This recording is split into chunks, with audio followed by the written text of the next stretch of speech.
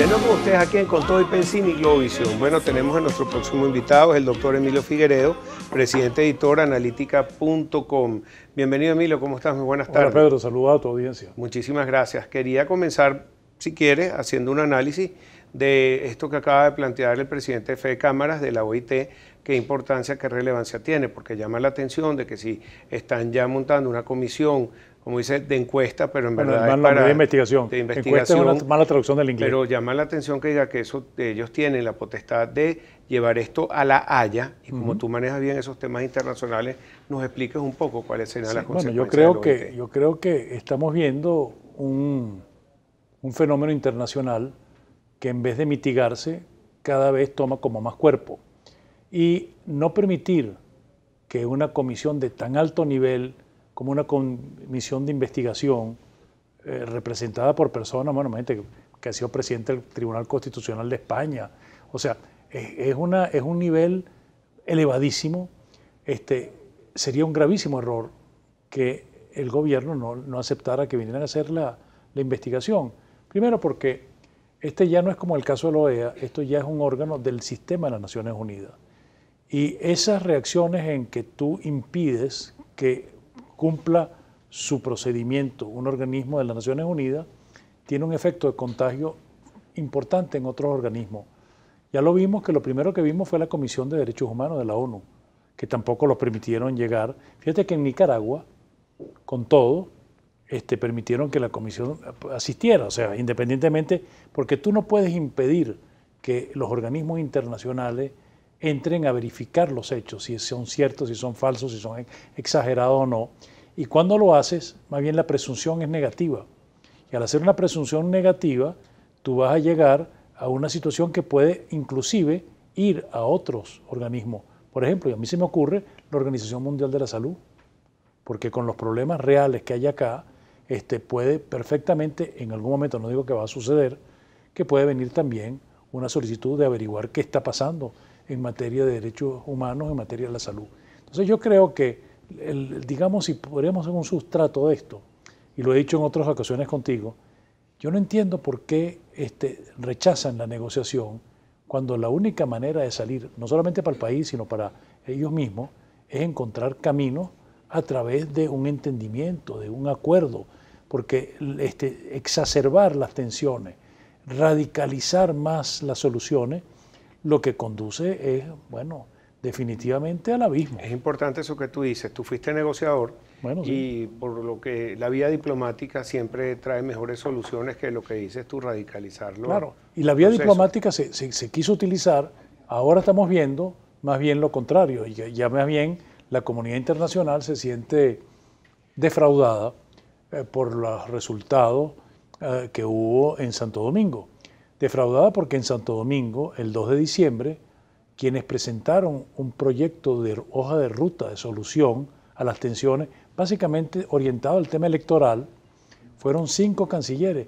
Y te recuerdo que esos 5 cancilleres, 2, digamos, eran seleccionados parte de la oposición y 3 que eran amigos del gobierno. Y que no se haya cumplido eso crea un estado de radicalización en la posición de la comunidad internacional. Entonces vemos que el G20, en el G7 se habla, no en pues fue un G7 muy particular, pero inclusive en el Fondo Monetario Internacional.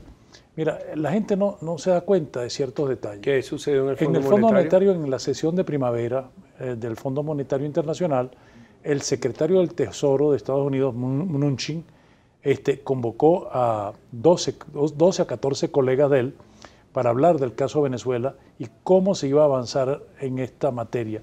Y produjo una cosa totalmente inusual, un comunicado, que si bien no lo firmaron, pero quedó ahí en la mesa, que quiere decir que había una aceptación tácita de lo que era la posición, que no era un acto colectivo firmado, pero fue un comunicado oficial del secretario del Tesoro americano. Pero lo más interesante fue lo que pasó a nivel del directorio del Fondo Monetario Internacional.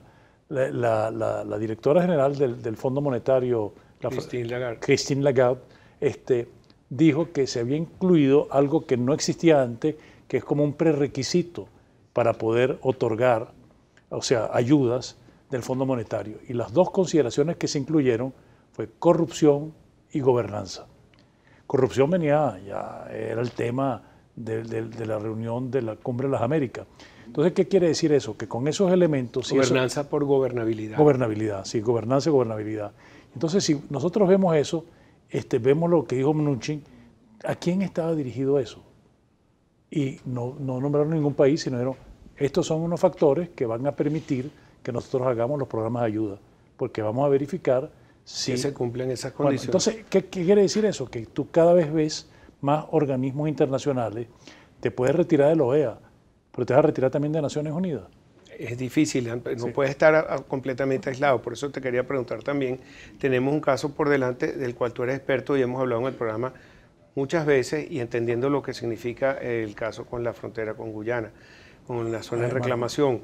Sabemos que tenemos unos pozos de petróleo increíbles en toda esa zona, fácil, un petróleo liviano mucho mejor, de mejor calidad que lo que está en la faja, pero la faja es mucho más difícil de explotar. ¿Tú crees que se puede llegar a una negociación, sí, por lo menos en esa no sé, porque yo creo que eso se explotarlo juntos? No, eso se ha manejado tan mal el tema. Se ha manejado mal... El tema diplomático. El tema de la reclamación en sí, porque por una concepción fundamentalmente de orden geopolítico, ya el presidente Chávez y después decidieron que lo fundamental era no perturbar al CARICOM, porque el CARICOM representaba lo que llaman en inglés el blocking third, o sea, era lo suficiente para impedir que a nivel de la OEA se pudiesen establecer una eventual aplicación de la Carta Democrática o cualquier circunstancia que pusiera en situación de peligro, digamos, la visión internacional del régimen.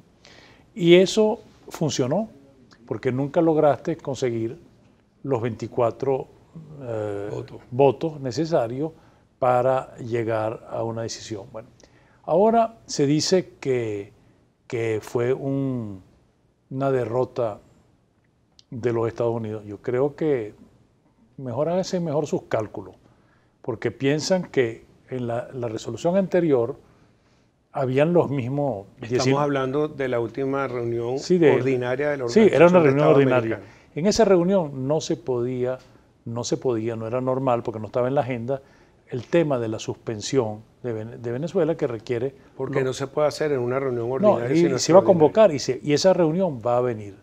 Ahora, a mí me llama la atención lo siguiente. Cuando se habla de derrota, en la reunión anterior que hubo sobre las elecciones del 20 de mayo, hubo los mismos 19 votos que se pronunciaron en contra y hubo 5 votos, o sea, que entre ellos el de Venezuela, había 4 países de la región que apoyaron al gobierno de Venezuela. En esta volvemos a tener los 19 y en la posición apoyo de Venezuela solamente 4, quiere decir que 3, fueron solamente 3 países, 2 islas del Caribe y Bolivia. Que tienen el mismo voto, una isla del Caribe que todos los Estados Unidos.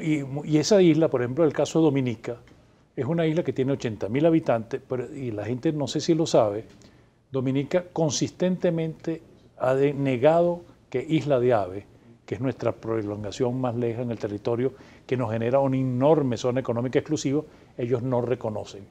Ellos tienen una posición contraria a los derechos de Venezuela sobre su zona económica exclusiva. Bueno, y ahí está, por las razones que sea.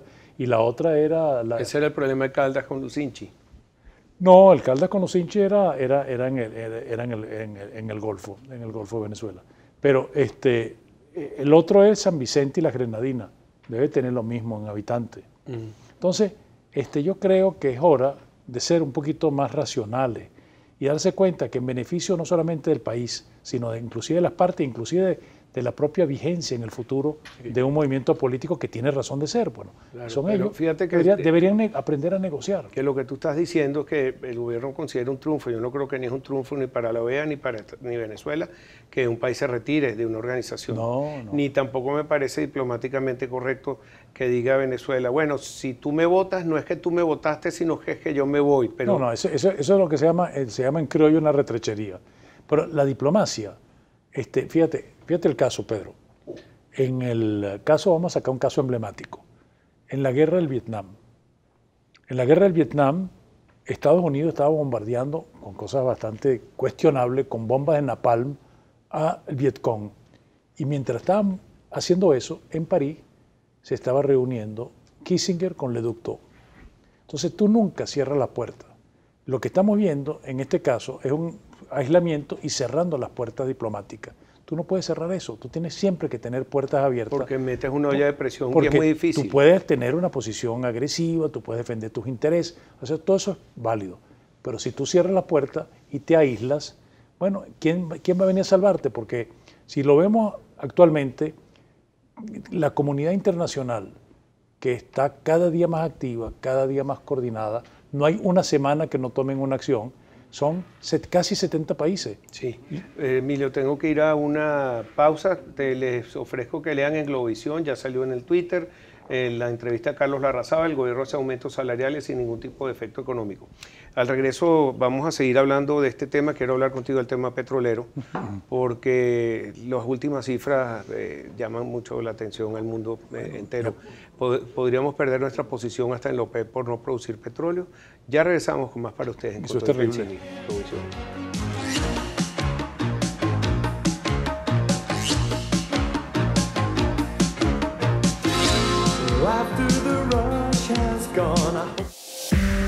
Usted está viendo Con Todo y Pensini.